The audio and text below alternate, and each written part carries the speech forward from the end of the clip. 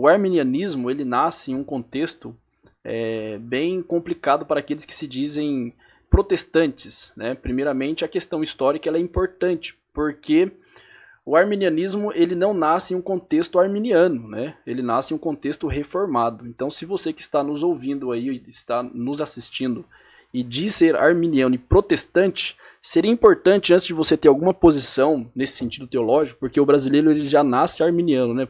Nem pode dizer arminiano, mas uma espécie de pelagiano. E depois vai descobrindo algumas coisas sobre o arminianismo. Mas seria importante estudar um pouco a questão da reforma protestante para saber quem são os reformadores e a posição soteriológica deles, para que depois, né, venhamos ter uma posição mais arminiana. Isso é importante, porque o arminianismo ele nasce dentro de um contexto reformado calvinista, né, a qual acontece ali em Dort, na Holanda, que nós conhecemos aí, que é o último concílio internacional que aconteceu, foi os Cânones de Dort, o concílio lá em Dort, e ele nasce em um contexto calvinista, reformado, e o que acontece quando nós falamos aí dos 5 pontos do calvinismo, nada mais é que uma resposta contra o arminianismo que está se levantando nesse contexto ali, com todos os seus erros, né? Ou até alguns dizem que é heresia, e esse é um pouco do contexto histórico, né? Falando um pouco também aí de outras questões que está abarcando ali também, que é o humanismo nascendo, o homem passa a ser a medida de todas as coisas, mas tudo isso, né, sabemos que tem um reflexo numa interpretação bíblica equivocada de Gênesis capítulo 3, né, da queda. Ali sabemos que é o embrião de tudo, né? Então, vamos aí discutindo mais outras questões, mas basicamente seria um pouco sobre esse aí o contexto mais histórico, reformado ali, da reforma. E aí, pastor? Perfeito. É interessante a gente falar e frisar que a visão reformada, né, a organização da reforma protestante se deu mais com Calvino, mas o ponto inicial foi Lutero, né, quando ele colocou as 95 teses na Igreja do Castelo, em Wittenberg. E a questão, então, era soteriológica, tanto que ele afixou as 95 teses devido à questão do purgatório, né, que a Igreja Católica dizia haver um purgatório, que era um meio caminho, que as pessoas iam lá, ficavam purgando ali, queimando até alcançar uma santificação e ir para os céus.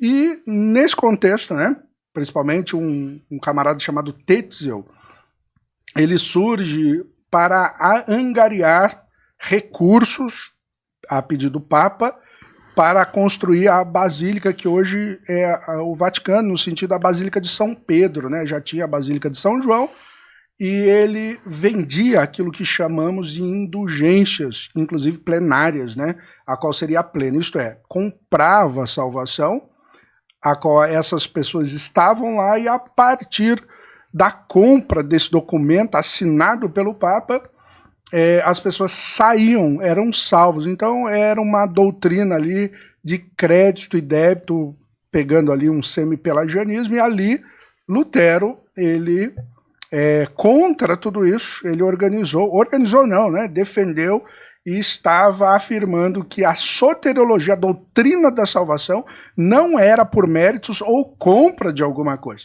E depois disso foi organizado a Reforma Protestante nesse contexto soteriológico, esse contexto da doutrina da salvação.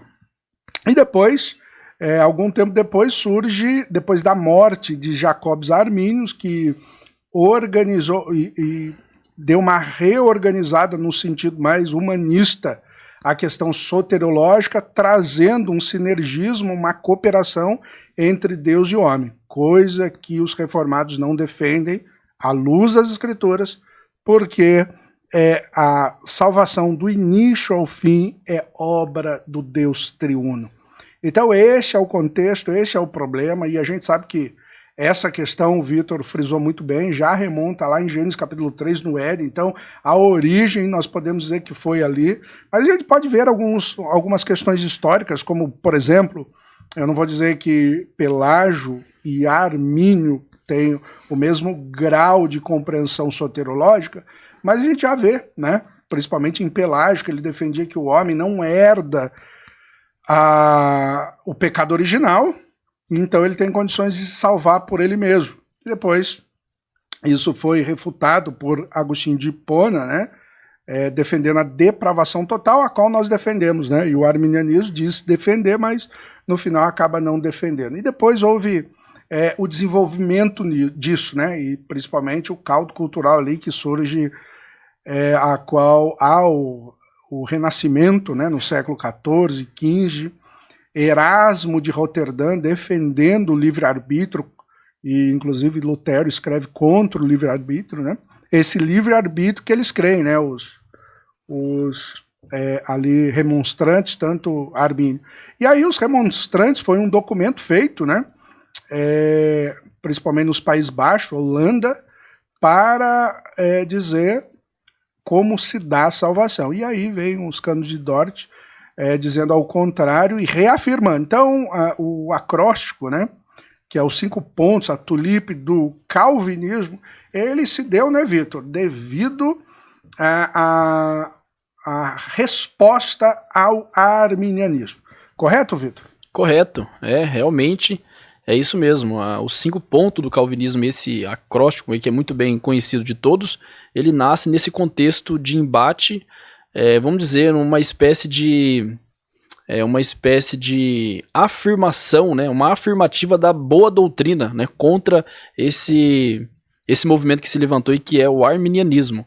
E sabemos que o conceito arminiano, né, por mais que ele tenha uma definição, porque as coisas passou a ser mais definidas a partir desses períodos, né, até os nossos tempos atuais. Mas antes disso, não tínhamos essas definições tão claras como é hoje, mas nós já vimos ali os resquícios do arminianismo, lá em Pelágio mesmo, como o senhor muito bem citou, e depois vemos aí a Igreja Católica reafirmando alguns conceitos de linha arminiana, ainda que é uma espécie de anacronismo, mas vemos isso lá no Concílio de Trento também, né, quando é convocado esses teólogos para se levantar nesse movimento de contra-reforma, ali é feito também esse desenvolvimento acerca de como a Igreja Católica acredita nessa questão da salvação, né? Tudo é a ordem da salvação, a discussão é essa, né, pastor? É a ordem da salvação. E quando chega aí em Dort, que o negócio vai ter mais definição, que as definições vão ficar mais esclarecidas, visto que teve esse debate mais acalorado aí, e é ali que realmente nasce tudo isso, mas tem esse desenvolvimento, né, e deságua ali em Dort, e onde temos essas definições mais completas aí. Exato, inclusive Armínio, ele era um reformado, né, aprendeu possivelmente com um aluno de Calvino, Teodoro de Beza, e ele começou a pregar algo diferente da visão reformada, né? Tanto que era configurado como uma espécie de retorno ao catolicismo. Então o drama e a tensão era contra o catolicismo que defendia esses conceitos. E os remonstrantes, já na morte de Armínio, ele organizou esses 5 pontos, que a gente pode dizer, e falar cada um deles, né? Eleição condicional.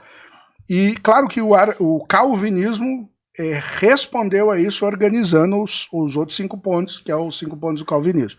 Mas o importante dizer é que os remonstrantes estavam agora respondendo à visão reformada, não estava respondendo ao catolicismo. Então eles eram contra a visão soteriológica reformada.